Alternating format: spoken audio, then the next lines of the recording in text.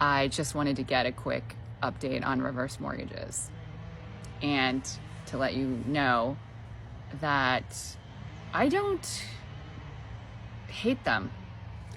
They are not for everyone, but they may be for you. A lot of people have their equity in their home as their primary asset. Retirement assets, equity in your home, bank accounts, maybe some investments. Those are all assets that we should review and be looking at when we're deciding how to pay for home care, because most people want to stay at home. A reverse mortgage can create an equity stream, but that's not the only thing that it can do. You can actually have a reverse mortgage that provides lump sums, almost like a home equity loan. So the terms of a reverse mortgage are usually the exact same for any provider, but I would encourage you to get 3 quotes. Don't get stuck with one provider. Ask them the terms and then compare the terms with 2 other providers. There is a percentage that will be charged based on the value of your home and the equity in your home. And I don't know what it is. I think it varies a little bit, but it should be pretty much the same for all of the providers. The terms for repayment of a home equity loan are that if you move out of your house or if you die, then it's like a mortgage. So it can be foreclosed on under those terms. But if you live in your home to be 105, then that mortgage cannot be foreclosed on, or it would, when it's sold, obviously you'd have to pay off that mortgage like you would with any other mortgage. If you're not going to stay in your home for at least 5 years, I do not recommend I do not recommend a reverse mortgage. It's frustrating for people who are older and they get into a reverse mortgage and then they have an event like a heart attack or terminal cancer, and they've paid a lot of money for this reverse mortgage and then they go into a facility shortly after that.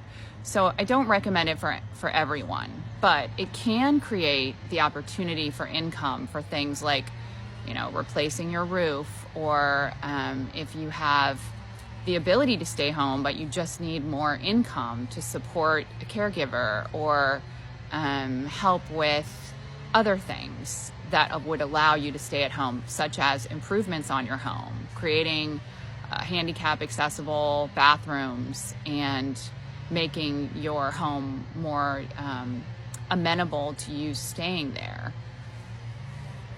I've said before the statistic that most of us will not die at home. We will spend on average 6 months in a nursing home before we die. That's 80% of us. But it's possible, and it can include an income stream from a reverse mortgage. One nice thing about a reverse mortgage is that the money that comes out, even if it feels like income because it's coming out on a monthly basis, it's not taxed as income because it's not income. You're just pulling the equity out of your home.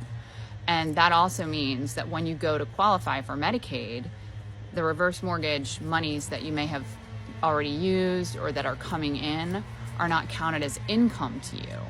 So there's a lot of benefits with reverse mortgages, including if you're a couple and one of you is sick but the other one wants to stay home, and you again need that income stream for the homebound or the more well spouse. We call them the community spouse. The age that you can qualify for this loan is 62.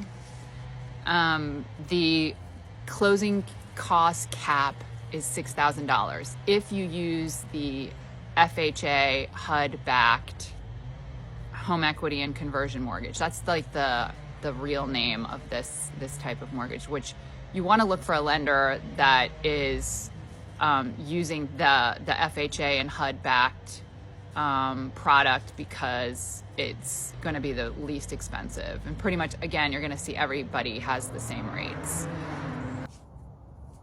In a situation where you have a surviving spouse that did not sign off on the initial reverse mortgage, the rules since 2017 are that the surviving spouse cannot be evicted from the home upon the death of the originating spouse.